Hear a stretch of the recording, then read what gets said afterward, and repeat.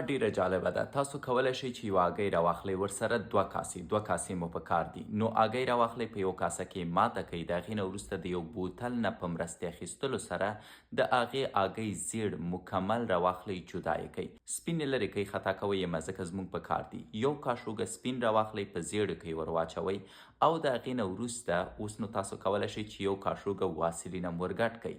اوس تاسو هګۍ راواخیسته، لږ زیړ مو راواخیسته، واسلین مو ور ګډ کړه.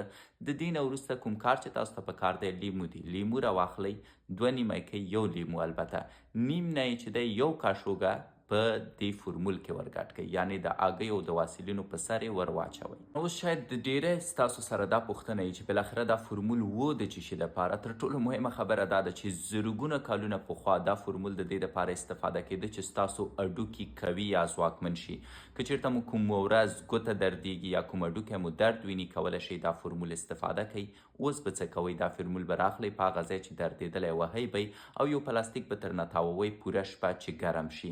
په عین حالت کې هغه خلک چې فکر کوي هډوکي کمزوری دي، مثلا جنګ کوي او په جنګ کې چې وار کوي د ګوته وځي، نو کولی شي د خپلو ګوتو د بندونو د ځواکمنتیا دپاره د دې فورمول نه استفاده وکړي. حتی زما په یاد شي په ماشومتوب کې به مې چې کله ګوته وتله، زموږ د کور څنګ کې یوه زړه ښځه وه، هغې به زما ګوته په ځای کوله، بیا به یوه هګۍ ورباندې اچوله او لاس به یې راته کلک تړه. نو 2-3 ورځې وروسته به بیا زما لاس هم جوړ او ګوته به مې زر نه وتله.